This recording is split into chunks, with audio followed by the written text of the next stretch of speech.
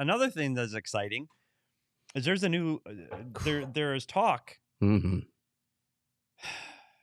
The most exciting play in hockey is 3-on-3 overtime, or at least that was the idea when they started. So what happened to 3-on-3 overtime? People started to coach it. Bingo. And defend it and think, oh, we can Coaches get always take the fun out of the game. That first year was fun. Yeah. It was back and forth, breakaways and 2-on. Now it's like, let's bring it back. Let's slow it down. Let's keep possession. Don't let the other team touch the puck the entire OT. So the general managers meetings, or the board of governors meetings, I'm sorry, they're talking about changing the structure of 3-on-3. Craig, yes. Thoughts?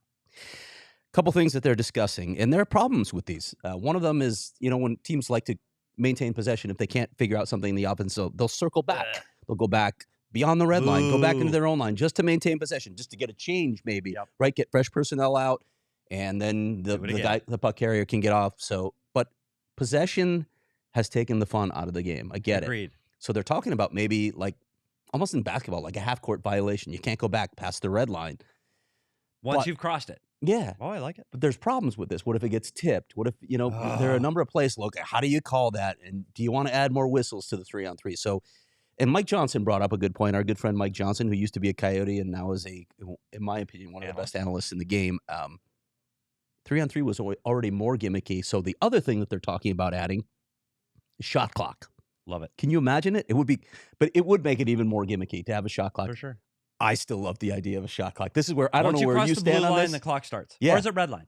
Either Cross the red line. Cross the red line, clock starts. Yep. And what's the shot clock? How much time do you get? It's only a 5-minute overtime. Is it 10 seconds? 15? 15-second shot clock? I don't know. Here's the last thing I want to ask you about. And then after the buzzer goes, you got to dump the puck in behind the goal line and get out of the blue line. Love it. I don't think there should be any whistles in overtime. None. Wow. Except for a puck over the glass. Otherwise, if a goalie freezes if the goalie freezes it, just like shinny hockey, that team has to go outside the blue line. The opposing team has to go outside the blue line, and you have to start with it. Goalie drops it behind the no whistles. Goal line. I like this. That's great for flow. Let me ask you about this other idea. I have one other rule. What if, and the PA keeps pushing hard against this, and you understand that they don't want to exhaust. It's mostly skilled players on for 3-on-3, right? I like the idea of extending overtime to 10 minutes instead of 5 so that we have less shootouts. Although shootouts are fun.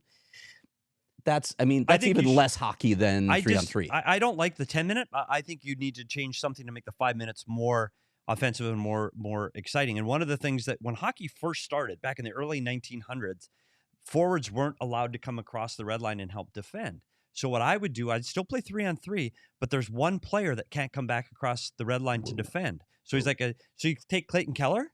Clayton Keller can only play on the offensive side of the red line down. That's it. Take away the blue lines. There's no offsides. Wow. And now it's 3-on-2 in the offensive zone. This is fun. When you get the puck, you fire it down to the other end of the ice and then hope Clayton Keller gets it first. You automatically get breakaways. You got no offsides because there's no blue lines. It flows, and you will absolutely be done in 5 minutes. How do you feel about ties? If we were to go back to ties. Hated ties. Me too.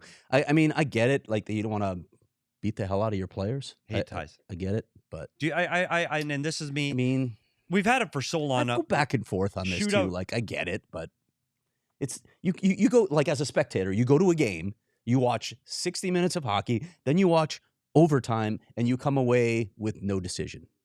Yeah. That's a little frustrating. And there are other cultures who view this entirely differently than we do, but the ties are okay. We are not those cultures. Yeah, so, European football, they seem to have a lot of 0-0. Japanese baseball, like, they have ties in that too.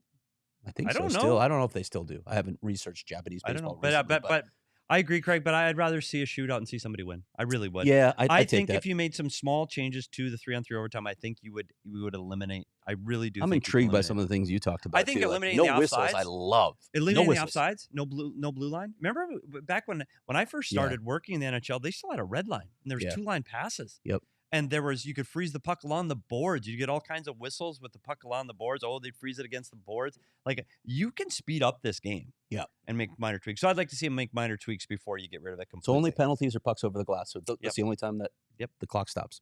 I like it.